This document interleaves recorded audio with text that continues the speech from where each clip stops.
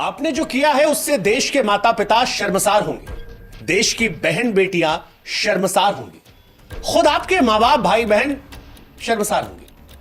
आपकी भाषा घटिया है, आपका दिमाग गंदा है और इस शो के जरिए आपके दिमाग की गंदगी बाहर आ गई है। आप अश्लीलता के चरम पर हैं और ऐसे में आप बताएं कि कोर्ट आपको राहत क्यों दे।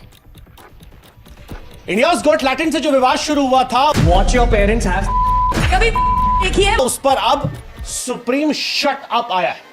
हां जी, क्योंकि जो सख्त टिप्पणियां इस बार देश की सुप्रीम अदालत ने रणवीर इलाहाबादिया पर की है, उससे एक बात तो साफ है कि देश की जनता की तरह देश के सर्वोच्च अदालत को भी यह अश्लीलता बर्दाश्त नहीं है।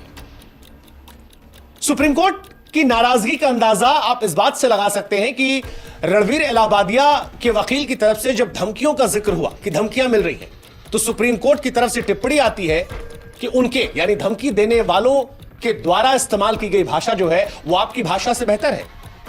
कम से कम कोई उसे पढ़कर शर्मिंदा महसूस नहीं करेगा। देश की सर्वोच्च अदालत रणवीर इलाहाबादिया से कहती है कि ठीक है, अभी आपकी गिरफ्तारी नहीं होगी, लेकिन आपको अपना पासपोर्ट जमा कराना पड़ेगा।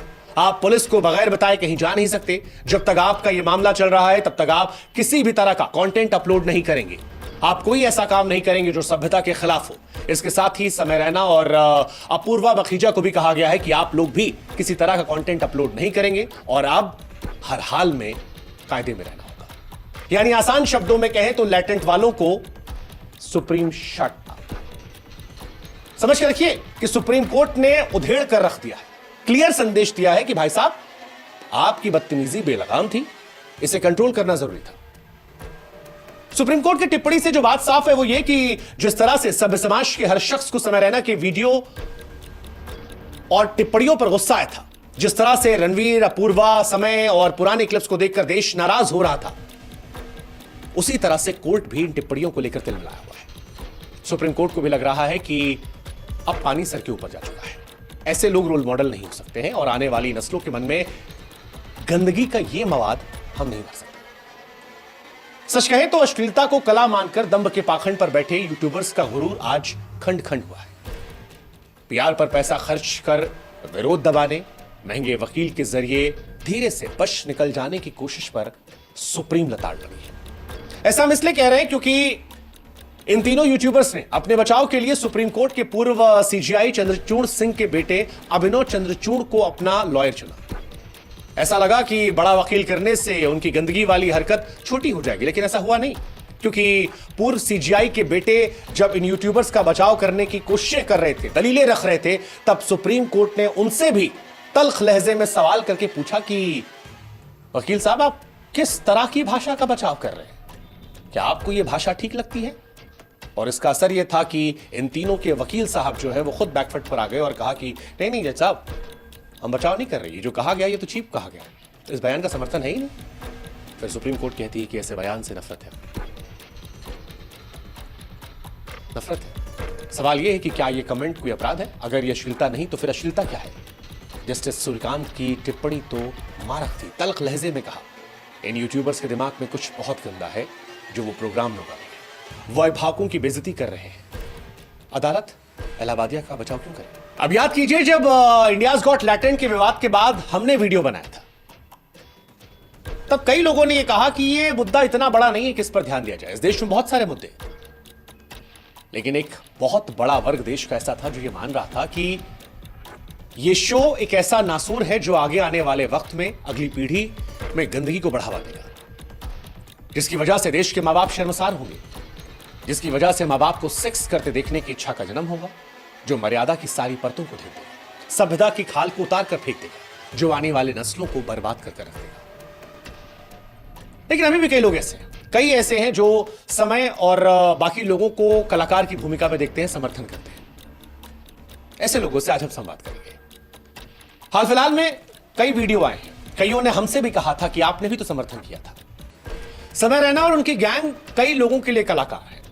कई लोग अभी भी ऐसे हैं जो ये कह रहे हैं कि कला की आजादी मिलनी चाहिए, लेकिन आज उनसे हमारा सवाल है। सवाल यह है कि क्या ह्यूमर के नाम पर मां की योनि और पिता के सेक्स करने की बात करना कला है? क्या 2 साल के मासूम बच्चे की गंभीर बीमारी पर 16 करोड़ का जोक बनाना और उस पर ही करना कला है? क्या ट्रेन के नीचे अगर कोई बच्चा कट कर मर जाए तो इसकी कल्पना करके उसे एंजॉय करना कला है? क्या सार्वजनिक तौर पर किसी से 2 करोड़ का ऑफर करके कुछ करवाने की इच्छा का जन्म होना और उस पर इतराना यह कला है? क्या मां बहन से लेकर संसार में जितनी गाली है उसको एक साथ धारा प्रवाह दे देना कला है? क्या हर बात पर अंग विशेष का जिक्र करके कहना फट गई कला है? अगर यह कला है तो वैसे कलाकारों की फौज तैयार करके जरा सोचिएगा कि हम कैसा समाज बनाना चाहते हैं। और यही वो एहसास था जहां से हमने विरोध शुरू किया था। वो जो सोशल मीडिया पर पीआर वाले करवा रहे हैं ना कि आपने एक जमाने में समर्थन किया था, इन्हीं सवालों के एहसास ने हमसे ये सवाल पूछवाए थे जो आज आप नहीं समझ रहे हैं। ये नॉर्मल नहीं है, क्योंकि अगर ये कलाकार है तो ऐसा समाज बनेगा जहां नग्नता का विस्तार होगा, ऐसा समाज बनेगा जहां बाप बेटे एक ही बिस्तर पर सेक्स करते हुए एक दूसरे को देखेंगे, जहां बच्चों के मन में अश्लीलता का नया जहर भर जाएगा। क्या उस समाज का हिस्सा आप होना चाहेंगे? जो होना चाहेंगे उन्हें मुबारक, हम तो नहीं चाहेंगे साहब। हमने पहले भी अपने वीडियो में सवाल उठाए थे और जो सवाल हमने उठाए थे कमोबेश वही बात आज सुप्रीम कोर्ट की टिप्पणी में है। हाँ, हमारे सवाल के बाद और हमारे जैसे कई और के सवाल के बाद इन यूट्यूबर्स ने बहुत सारा पैसा खर्चा किया था, पीआर गैंग को एक्टिव किया था, सोशल मीडिया पर उनके जरिए अपनी इमेज को बचाने या बच निकलने की कोशिश की थी।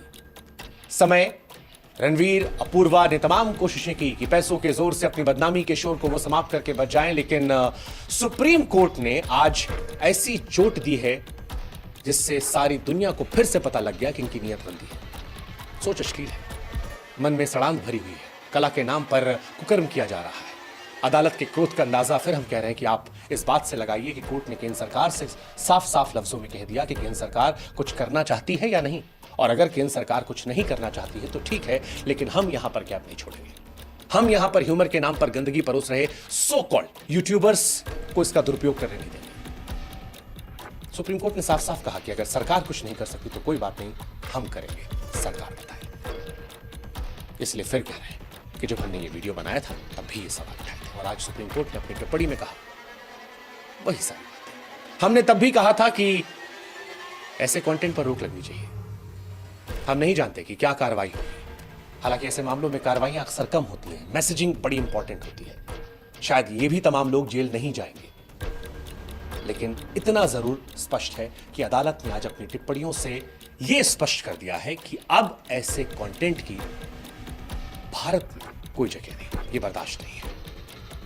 सुप्रीम कोर्ट की टिप्पणी वैसे तो रणवीर इलाहाबादिया के लिए थी, लैटेंट शो के उन तमाम लोगों के लिए थी जो यहां पर आकर ये बातें कर कर इतरा रहे थे, लेकिन अब ये अलग अलग मंचों से अश्लील कमेंट, फूहड़ चुटकुलों की दुकान सजाए बैठे लोगों पर भी सीधा संदेश है कि समय रहते मान जाओ, वरना जो हाल इंडियाज गॉट लैटेंट की गैंग का हुआ है, भविष्य में उससे बुरा हाल सामने वालों का होगा। अब देश में बर्दाश्त नहीं किया जाएगा। रणवीर इलाहाबादिया ने माफी जरूर मांग ली है, लेकिन सुप्रीम अदालत ने यह बता दिया कि सिर्फ माफी से काम नहीं चलेगा। हालांकि समय रैना और बाकी जो थे उन्होंने अब तक माफी भी नहीं मांगी। वैसे उनका समझ में आता है, क्योंकि माफी मांग लेंगे तो फिर भविष्य में फिर यही करेंगे तो कैसे जस्टिफाई करेंगे। और इसके अलावा टैलेंट बिना गाली के कॉमेडी मेहनत वाला काम है, शॉर्टकट थोड़ी ना है। लेकिन हमारा यह मानना है कि समय रहना माफी मांगे या नहीं मांगे, इस बार देश की सुप्रीम अदालत ने एक लकीर जरूर खींच दी है, जिसे जब भी कोई पार करेगा तो उसके जहन में यह डर होगा कि कानून का कोड़ा आपकी पीठ छीन देगा। जो नहीं समझे हैं वो समय रहते समझ जाएं, वरना सुप्रीम लताड़ के लिए वो भी तैयार हो जाए। जय हिंद, जय भारत, नमस्कार।